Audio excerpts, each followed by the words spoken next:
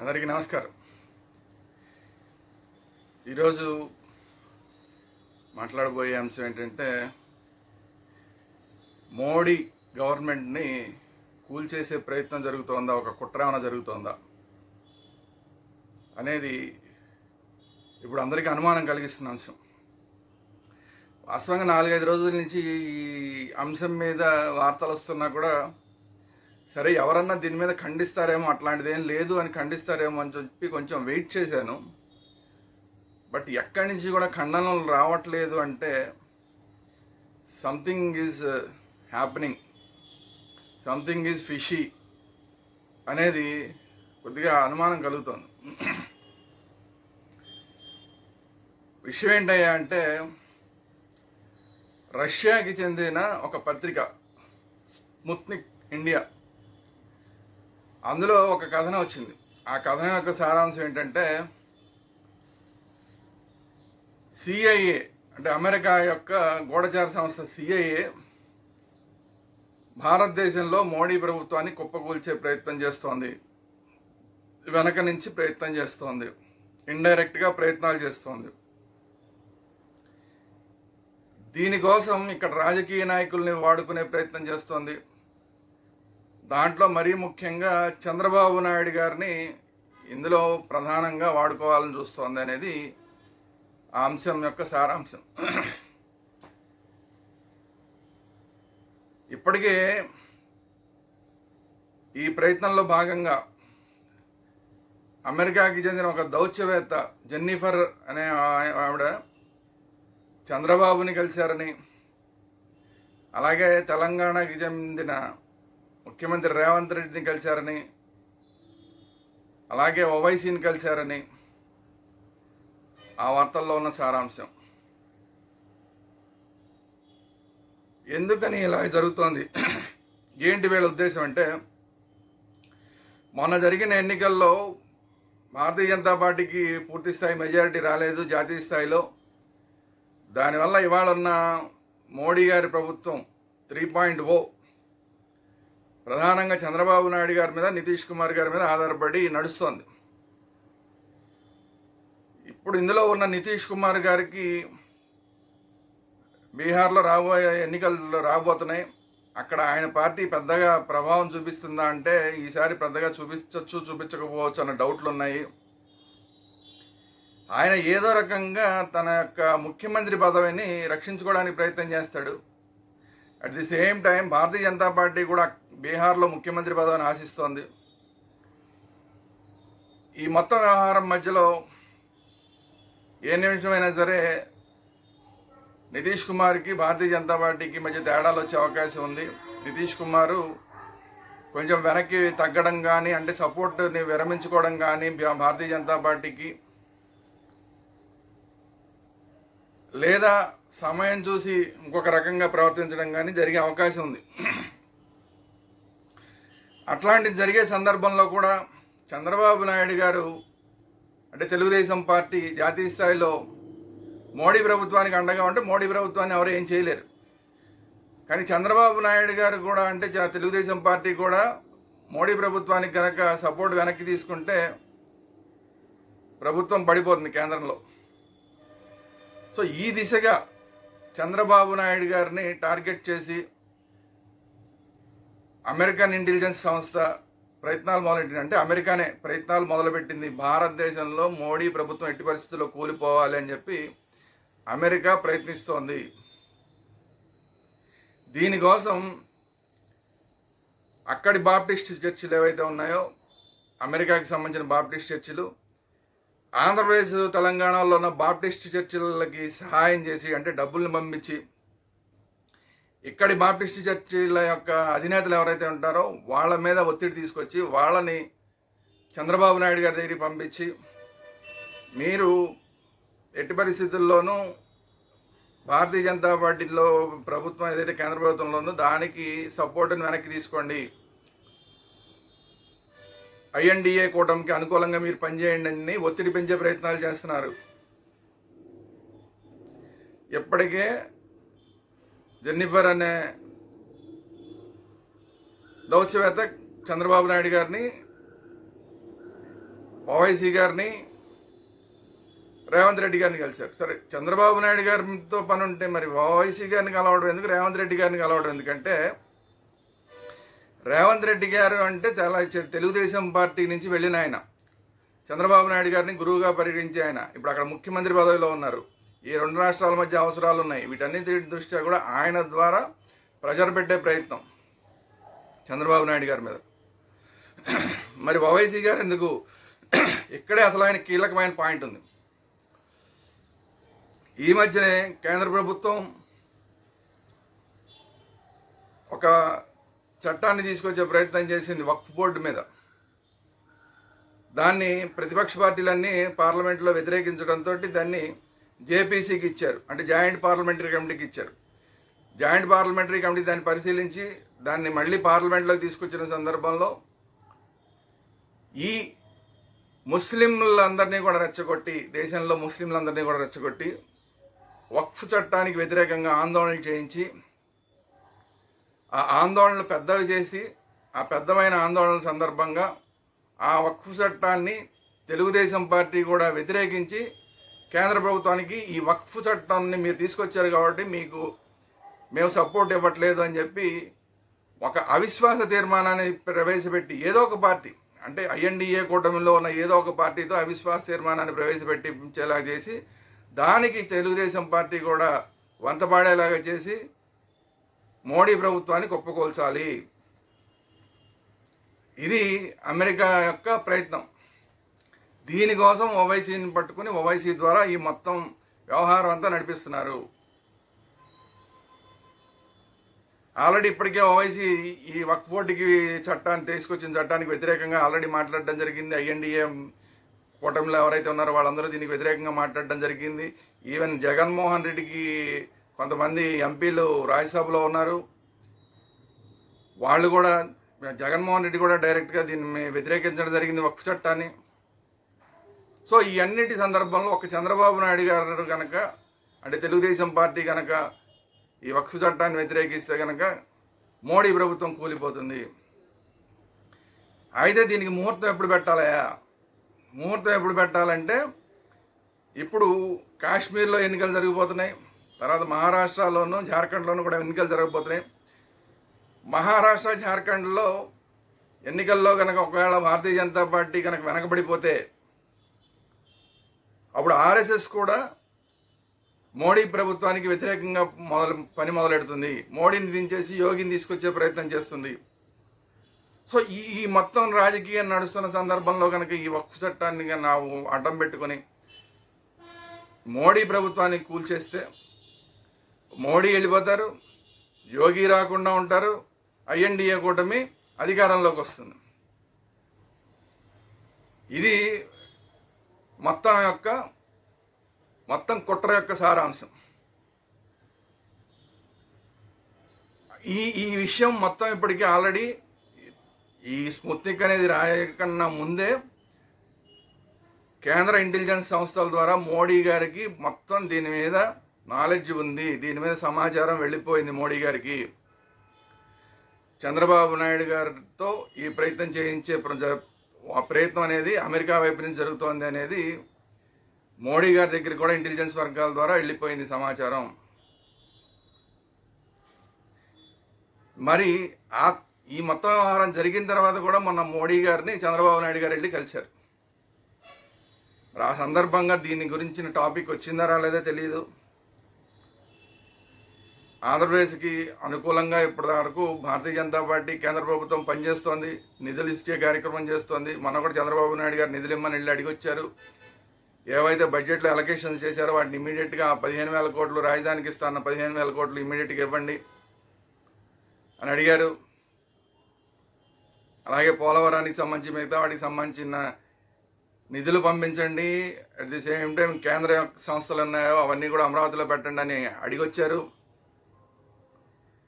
పైకి చూస్తుంటే వాతావరణం అంతా మోడీ గారికి చంద్రబాబు నాయుడు గారికి ఏ మాత్రం పొరపచ్చాలు లేనట్టుగానే ఇప్పటిదాకా కనిపిస్తోంది.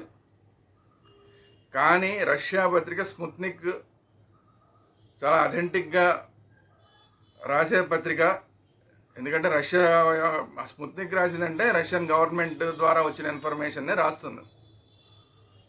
లేదా రష్యన్ ఇంటెలిజెన్స్ ద్వారా వచ్చిన అంటే రష్యన్ ఇంటెలిజెన్స్ అంటే నథింగ్ బట్ రష్యన్ గవర్నమెంట్ అలాంటివే రాస్తుంది. సో అందువల్ల ఏంటంటే ఖచ్చితంగా అమెరికా భారతదేశం మీద టార్గెట్ చేస్తుంది అనేది ఖచ్చితంగా ఇక్కడ వరకు నమ్మచ్చు. చంద్రబాబు నాయుడు గారిని కూడా టార్గెట్ చేస్తోందని కూడా నమ్మచ్చు. రేవంత్ రెడ్డి గారిని టార్గెట్ చేస్తోంది. రేవంత్ రెడ్డి గారిని ఓవైసీ గారిని టూల్స్గా వాడుకోవడానికి ప్రయత్నిస్తోందని నమ్మచ్చు. కానీ చంద్రబాబు నాయుడు గారు ఈ బుట్టలో పడతారా? అమెరికన్ ఇంటెలిజెన్స్ బుట్టలో పడతారా? సిఐఏ బుట్టలో పడతారా? లేదంటే ఇక్కడ బాప్టిస్ట్ చర్చిలు ఏవైతే ఈయన మీద ప్రెషర్ పెట్టే కార్యక్రమం ఉందో దానికి ఆయన తల వంచుతారా చంద్రబాబు నాయుడు గారు? ఇది ఆలోచించాల్సిన అంశం. అసలు ఈరోజు వాస్తవంగా చూస్తే ఈ రోజున్న రాజకీయ పరిస్థితుల్లో ఏమాత్రం చంద్రబాబు నాయుడు గారికి అవసరమే లేదు. మోడీ ప్రభుత్వానికి వ్యతిరేకంగా వెళ్ళాల్సిన అవసరం లేదు. ఎందుకంటే మోడీ ప్రభుత్వం ఆంధ్రప్రదేశ్ తెలుగుదేశం పార్టీకి అనుకూలంగా పనిచేస్తుంది. తెలుగుదేశం పార్టీకి సంబంధించిన మంత్రులు అక్కడ ఉన్నారు, కేంద్రంలో ఉన్నారు. వాళ్ళు కూడా ఆంధ్రప్రదేశ్కి అనుకూలంగా పనిచేస్తున్నారు. ఆంధ్రప్రదేశ్కి అనుకూలంగా పరిస్థితులన్నీ కేంద్రం వైపున ఉన్న సందర్భంలో ఉత్తపుణ్యానికి అసలు ఎందుకు పడగొట్టాలి కేంద్ర ప్రభుత్వాన్ని? పడగొడితే పోనీ చంద్రబాబు నాయుడు గారికి ఏమైనా వస్తుందా? ఏమొస్తుంది? ఇప్పటికి ఇద్దరు మంత్రులు ఉన్నారు, మా అయితే ఇంకో మంత్రి ఏమైనా అవుతారేమో. అంతకు మించి ఏమి జరిగేది పెద్ద తేడా ఏముండదు. ఐఎన్డిఏ కూటమి వస్తే కూడా పెద్ద తేడా ఏముండదు. గతంలో ఒకసారి కాంగ్రెస్ గవర్నమెంట్కి సపోర్ట్ చేసి తెలంగాణ ఎన్నికలప్పుడు చంద్రబాబు నాయుడు గారు దెబ్బతిండడం జరిగింది. ఎందుకంటే అసలు తెలుగుదేశం పార్టీ అనేది కాంగ్రెస్కి వ్యతిరేకంగా పుట్టిన పార్టీ. అట్లాంటి పార్టీ కాంగ్రెస్కి అనుకూలంగా మాట్లాడడం ఏంటని చెప్పి తెలుగుదేశం పార్టీ ఎప్పుడైతే వ్యతిరేకించిందో అప్పుడు కాంగ్రెస్ పార్టీ గెలుస్తుంది అనుకున్న సందర్భంలో కూడా మళ్ళీ కాంగ్రెస్ పార్టీ ఓడిపోయి మళ్ళీ బీఆర్ఎస్ పార్టీ రావడం జరిగింది తెలంగాణలో. సో అందువల్ల మళ్ళీ అలాంటి తప్పుని మళ్ళీ చేస్తారా? కాంగ్రెస్కి అనుకూలంగా చంద్రబాబు నాయుడు గారు నిర్ణయం తీసుకుంటారా?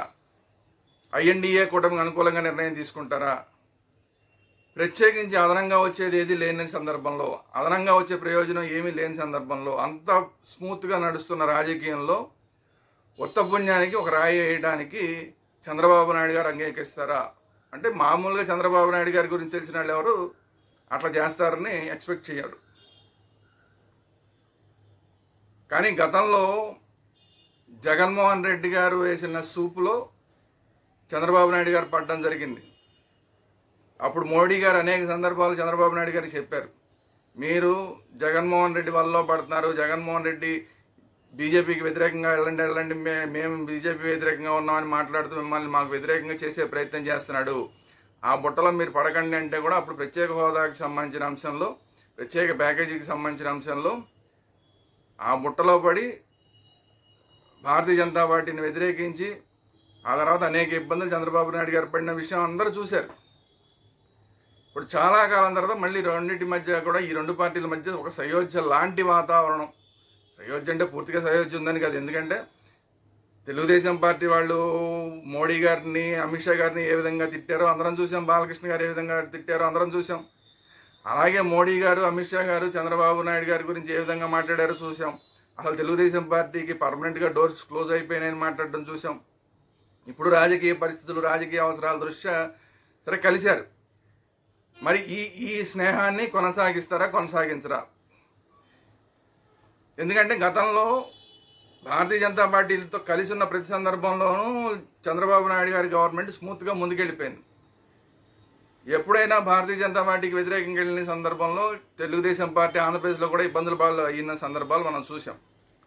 సో అట్లాంటివన్నీ గత చరిత్ర అంతా ఉన్న సందర్భంలో ఏదో అమెరికా ఇంటెలిజెన్స్ సంస్థ సిఐఏ ఎవరో దౌత్యవేత్తను పంపించిందనో మాట్లాడిచ్చిందనో, లేదంటే ఇక్కడ బాప్టిస్ట్ చర్చిల వాళ్ళందరూ కూడా చంద్రబాబు నాయుడు గారి మీద ఏదో ప్రెషర్ పెడితేనో, లేదంటే అక్కడి నుంచి రేవంత్ రెడ్డి గారు ప్రెషర్ పెడితేనో, ఓవైసీ ప్రెషర్ పెడితేనో చంద్రబాబు నాయుడు గారు ఈ సూపులో పడతారా? చంద్రబాబు నాయుడు గారికి దీనివల్ల ఏమాత్రం ఉపయోగం లేదు. ఏదైనా పెద్ద ఉపయోగం జరిగేలాగుంటే ఓకే, రాజకీయంగా ఒక స్టెప్ తీసుకుంటారు అనుకోవచ్చు. కానీ ఐఎన్డీఏ కూడా వచ్చినందువల్ల ఈయనకి అదనంగా వచ్చే ఉపయోగం పెద్దగా ఏమీ లేదు. అనవసరంగా ఆంధ్రప్రదేశ్లో మళ్ళీ వ్యతిరేకత తెచ్చుకోవడం తప్ప, కాంగ్రెస్కి మళ్ళీ అనుకూలంగా ఈయన చేస్తున్నాడు రాజకీయం అని చెప్పి మళ్ళీ వ్యతిరేకత తెచ్చుకోవడం తప్ప అదనంగా వచ్చే ప్రయోజనం లేదు. కానీ చంద్రబాబు నాయుడు గారు ఇలాగ వ్యతిరేకంగా బీజేపీ ప్రభుత్వానికి కేంద్రంలో వ్యతిరేకంగా పనిచేసి ఐఎన్డీఏ కూటమికి అనుకూలంగా పనిచేస్తే రేవంత్ రెడ్డి గారికి ప్రయోజనం చేకూరుతుంది, ఓవైసీ గారికి ప్రయోజనం చేకూరుతుంది, మిగతా వాళ్ళందరికీ ప్రయోజనం చేకూరుతుంది తప్ప అసలు చంద్రబాబు నాయుడు గారికి తెలుగుదేశం పార్టీకి అదనంగా వచ్చే ప్రయోజనం ఏం లేదు. అట్లాంటి పరిస్థితుల్లో ఇప్పుడున్న రాజకీయ పరిస్థితుల్లో మాత్రం తెలుగుదేశం పార్టీ ఎట్టి పరిస్థితుల్లోనూ ఈ సూపులో పడే అవకాశం లేదు. చంద్రబాబు నాయుడు గారు ఈ సూపులో పడే అవకాశం లేదు. వీలైనంత వరకు ఆయనకున్న రాజకీయ వాతావరణాన్ని ఇంకా క్లియర్ చేసుకుంటూ ఇక్కడ ఏవైతే జగన్మోహన్ రెడ్డి గారికి పెట్టిన కేసులు కానీ, లేదంటే జగన్మోహన్ రెడ్డి గారి మీద ముందుకు నడవాల్సిన కేసులు కానీ, వీటన్నిటినీ కేంద్రంతో సమన్వయం చేసుకుంటూ అక్కడి నుంచి కేంద్రం నుంచి రావాల్సిన నిధులు అవన్నీ తెచ్చుకుంటూ రాష్ట్రాన్ని అభివృద్ధి చేసుకుంటూ ముందుకెళ్తే మళ్ళీ ఇంకోసారి ఈ ప్రభుత్వం మళ్ళీ వచ్చే అవకాశం ఉంటుంది తప్ప ఇలాంటి రాజకీయాలు చేస్తే మళ్ళీ ఈ ప్రభుత్వం మళ్ళీ ఇంకోసారి రాకపోవడానికి అవకాశం ఉండదు. పైగా జగన్మోహన్ రెడ్డి గారికి ఊపిరి పోసినట్టు అవుతుంది. ఈ మొత్తం వ్యవహారం అంతా కూడా జగన్మోహన్ రెడ్డి గారికి ఊపిరి పోసినట్టు అవుతుంది, వైసీపీ పార్టీకి ఆంధ్రప్రదేశ్లో మళ్ళీ ఊపిరి పోసినట్టు అవుతుంది. మరి అంత ఘోరమైన తప్పిదాన్ని చంద్రబాబు నాయుడు గారు చేస్తారంటే ప్రస్తుతానికి కనిపించట్లేదు. కానీ రాజకీయాల్లో ఎప్పుడు ఏం జరుగుతుంది అనేది ఎవరో చెప్పలేం. కాబట్టి రష్యా పత్రిక స్పుత్నిక్ రాసింది కాబట్టి ఆల్రెడీ దానికి సంబంధించిన కలవాల్సిన వ్యక్తులు ఎక్కడెక్కడ ఎవరెవరిని కలవాలో వాళ్ళందరినీ కలుస్తున్నారు. కాబట్టి మ్యాటర్ అయితే సీరియస్ మ్యాటర్ జరుగుతోంది. అమెరికా నుంచి భారతదేశానికి థ్రెట్ జరుగుతోంది. ఆ థ్రెట్ అనేది దాంట్లో ఒక పావుగా చంద్రబాబు నాయుడు గారిని వాడుకునే ప్రయత్నం జరుగుతోంది అన్నంత వరకు మాత్రం ఖచ్చితంగా మనం అందరం యాక్సెప్ట్ చేయొచ్చు.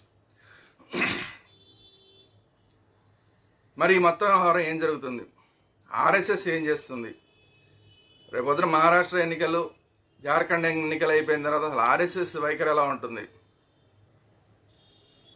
చంద్రబాబు నాయుడు గారి వైఖరి ఎలా ఉంటుంది, ఈ రెండు తేలాల్సిన పరిస్థితి ఉంది. ఈ మొత్తం వ్యవహారం తేలాలంటే ఇంకొక 5-6 నెలలు పడుతుంది. రాజకీయంలో ఒకరోజు చాలు మార్పులు రావడానికి. ఇంకా 5-6 నెలల టైం ఉంది. ఈ 5-6 నెలల్లో రాజకీయాలు ఏ విధంగా మార్పులు చెందుతాయి అనేది కూడా అందరూ ఎదురు చూసే అంశం. మోడీ గారికి అయితే మాత్రం అన్ని వైపుల నుంచి ఇబ్బందులు ఉన్నాయి. చంద్రబాబు నాయుడు గారు ఈ పని చేస్తారా చేయరా అనేది పక్కన పెట్టినా కూడా అమెరికా అనేది భారతదేశానికి వ్యతిరేకంగా పనిచేస్తోంది అన్నది చాలా నమ్మదగ్గ వార్తలాగే కనిపిస్తోంది.